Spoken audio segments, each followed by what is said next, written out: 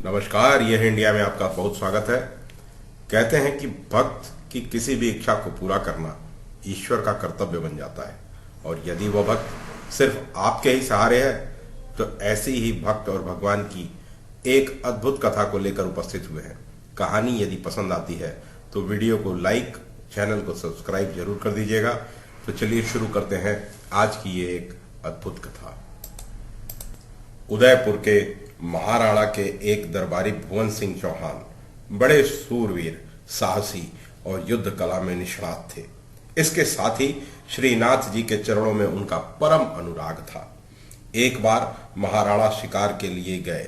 महाराणा के साथ सभी प्रमुख सामंत थे। कई पशुओं का शिकार किया गया, पर भुवन सिंह के द्वारा किसी भी जीव ने प्राण को हाथ नहीं धोया। अकस्मात महाराणा को एक सुंदर हिरणी दिखाई दी। उन्होंने उसके पीछे अपना घोड़ा लगा दिया। उस पर्वतीय प्रदेश में हिरणी कहीं छिप गई। महाराणा क्लांत थे। उन्होंने अपने विश्वसनीय सूर भुवन सिंह चौहान को संकेत किया।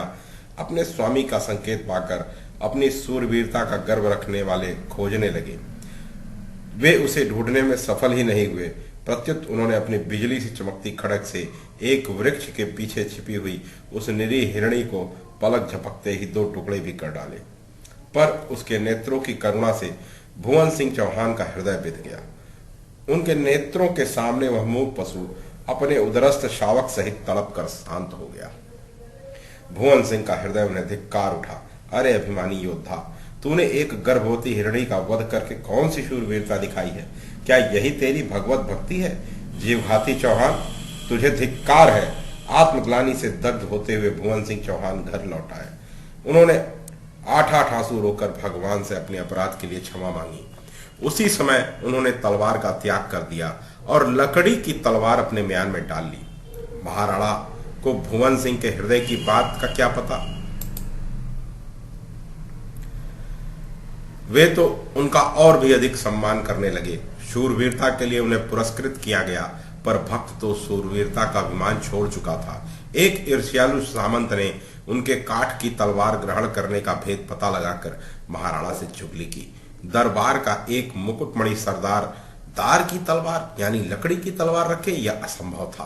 राजा को विश्वास नहीं हुआ, परंतु बार बार राणा के कानों में जब यही बात दोहराई गई तो वे भ्रमित हो गए। अंत में उन्होंने एक युक्ति निकाली जिससे भुवन सिंह जी की तलवार भी देख ली जाए और वे अपमानित भी ना हो। राणा ने एक दिन भोजन का आयोजन किया और उसमें सभी दरबारियों को आमंत्रित किया।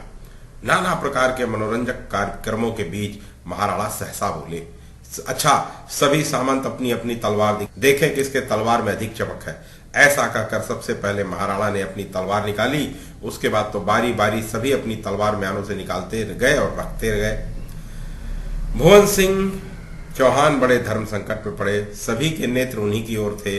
उन्होंने कहना चाहा कि मेरी तलवार तो दार यानी काठ की है, पर भगवत कृपा से उनसे यह कह बन पड़ा कि मेरी तलवार तो सार यानी असली लौह धातु की है। और जैसे ही विकंपित हाथों से उन्होंने म्यान से तलवार निकाली तो उनके सहित सबके नेत्र आश्चर्य से फटे रह गए।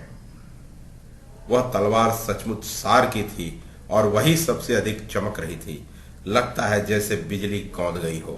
भगवान अपने भक्त की लाज रखी, उसके वचन को सत्य किया। अब राणा से नहीं रहा गया।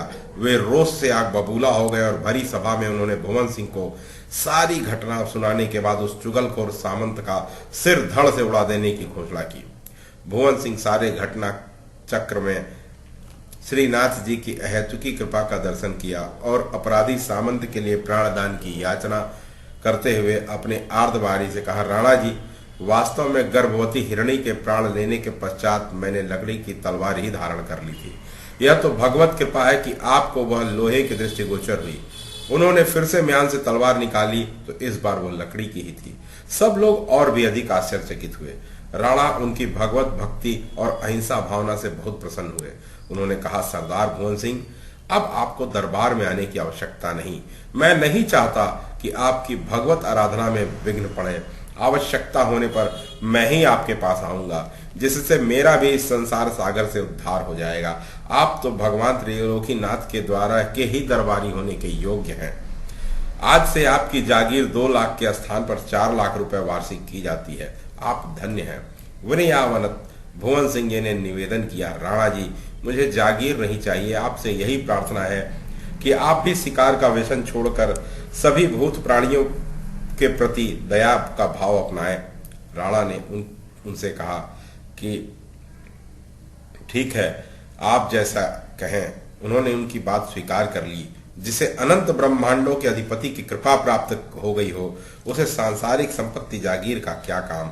भुवन सिंह की भक्ति भावना दिनों दिन पुष्ट होती गई और वे शेष जीवन में भगवत आराधना करते हुए अंत में दिव्य भगवत धाम को प्राप्त हुए। तो यह थे एक योद्धा और भगवान के अनन्य भक्त श्री भुवन सिंह जी की कथा। आपको कैसी लगी, इसका जरूर आप कमेंट सेक्शन में जाके कमेंट जरूर करें। तो आगे की एक किसी और ऐसे ही परम भक्त की कथा लेकर हम जल्द ही आपके सामने उपस्थित होंगे। तब तक के लिए आज्ञा दें। धन्यवाद।